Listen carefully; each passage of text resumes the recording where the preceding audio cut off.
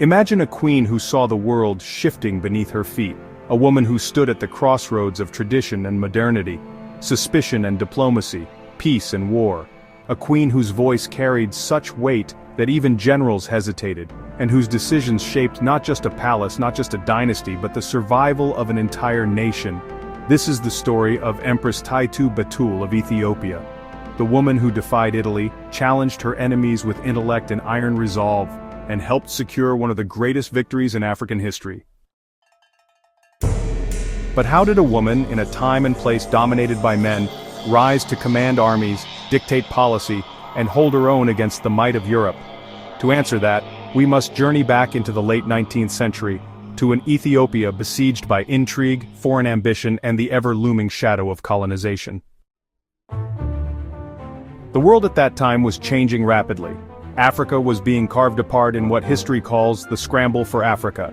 Britain, France, Italy, Germany, Belgium, the great European powers, were racing to seize land, redraw maps, and exploit resources. By 1890, nearly the entire continent had been claimed, with only a handful of independent states left. Among them was Ethiopia, proud, ancient, and fiercely sovereign. But Ethiopia's survival was far from guaranteed. Surrounded by colonial possessions on all sides, it stood as both a prize and a target. Italy, humiliated by earlier failures, was determined to claim Ethiopia as its protectorate. The stage was set for confrontation. And it was in this world that Taitu Betul, wife of Emperor Menelik II, rose to prominence. But calling her simply wife would be an insult to her legacy. She was more than a consort. She was a strategist, a politician, and above all, a defender of Ethiopia's sovereignty. Stay with us to see how Empress Taitu's courage and determination shaped the destiny of a nation. Her story is just getting started. Born into a noble family around 1851, Taitu was no stranger to the intrigues of power. Her intelligence was sharp, her will unyielding. Those who underestimated her soon learned that behind her graceful demeanor was a mind that cut like steel. When she married Menelik, then king of Shewa and later emperor of Ethiopia, she became his partner not only in marriage but in governance. Together they ruled Ethiopia, but often it was Taitu's voice that tipped the scales of decision. She was fiercely protective of Ethiopia's independence and deeply suspicious of European intentions. Unlike some nobles who flirted with foreign advisors, Taitu saw through the promises and manipulations. She understood that treaties written in foreign tongues often carried hidden chains.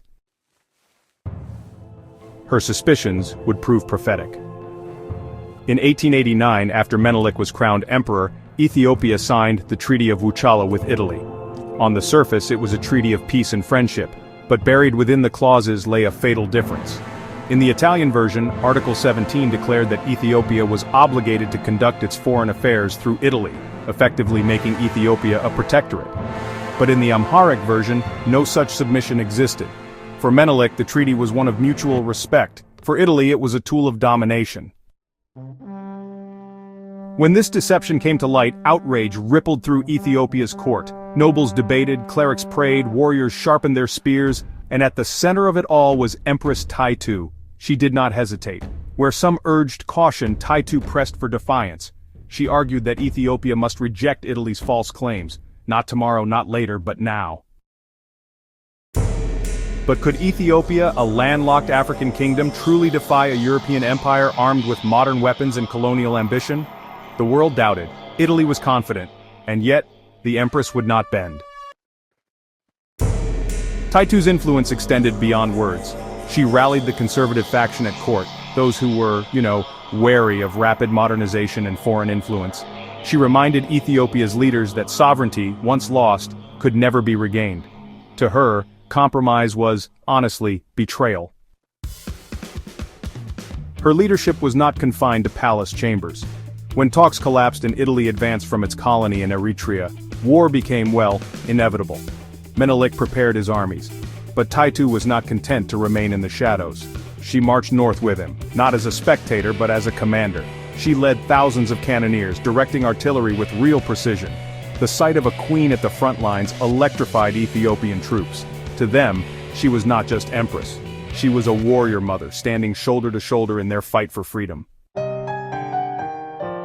And then came the battle that would echo through history.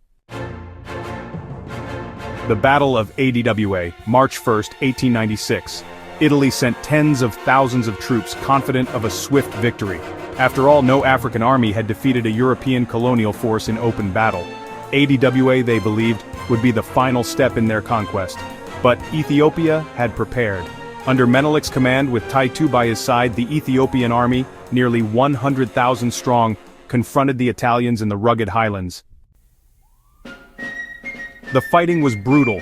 Waves of Ethiopian warriors clashed against disciplined Italian lines, but Ethiopia's forces fought with ferocity, their spirits lifted by the presence of their queen. Taitu herself ordered artillery fire, her cannons tearing through Italian ranks. By the end of the day, Italy's dream of empire lay in ruins. Over 7,000 Italian soldiers lay dead, and thousands more were captured. The Ethiopian victory at Adwa was total, a humiliation for Italy, and a triumph for Africa. For the first time in modern history, an African nation had decisively defeated a European power. Adwa was more than a battle.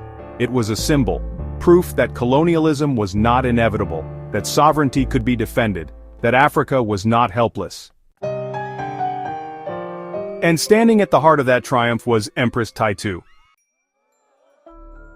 But victory did not silence her critics. Taitu's strong will, her refusal to bow, and her dominance in decision-making earned her enemies at court. Where Menelik was known for diplomacy and patience, Taitu was uncompromising. To those who preferred appeasement, she seemed too hard. To foreign envoys, she was inflexible. Yet to ordinary Ethiopians, she was beloved, a queen who spoke truth, who lived without fear, who defended their dignity. Menelik himself, often cautious, sometimes relied on her strength. When faced with difficult decisions, he would evade with a famous phrase, "Yes, tomorrow," pushing choices into the future. But Taitu was the opposite. To her, hesitation was weakness. If something endangered Ethiopia, her answer was swift and sharp, absolutely not. Her clarity made her a powerful force, but power is a dangerous gift. In her later years, as Menelik's health declined, her influence grew, and with it, resentment among the nobility. Some whispered that she overreached, that she held too tightly to the reins of power. And so, just as she had lived, Taitu faced opposition until the end. After Menelik's death in 1913, the tides of politics shifted. She was sidelined, her authority diminished, her name pushed into the margins of history. But history has a way of remembering what matters. Today, Empress Taitu stands as more than the consort of Menelik II. She is remembered as a strategist, a leader, and honestly, one of the few women in history to command troops on the battlefield. She was the conscience of Ethiopia during one of its greatest crises, the voice that said no when compromise meant surrender, the hands that guided cannons at Adwa, the will that would not bow. And yet her story raises a haunting question. What would have become of Ethiopia, of Africa itself, if Taitu had not been there? If her suspicions of Italy's trickery had been ignored, if her courage on the battlefield had not inspired the troops, if her refusal to compromise had not hardened Menelik's resolve?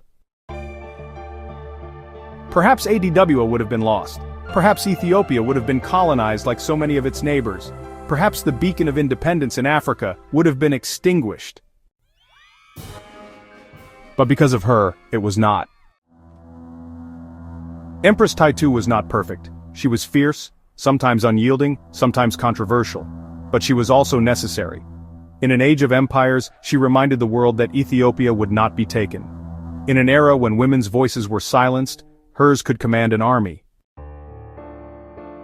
And that is her legacy, not merely as Menelik's wife, not merely as Ethiopia's empress, but as the woman who defied an empire and won. So the next time we speak of Ethiopia's great victories, let us remember not only the kings and generals, but the queen whose courage shaped the destiny of a nation. Because history is not only written by those who wield swords, sometimes it is written by those who wield conviction. And Empress Taitu Betul wielded conviction until her final breath. If you found Empress Taitu's story inspiring, don't forget to like, subscribe, and share this video to help more people discover her legacy.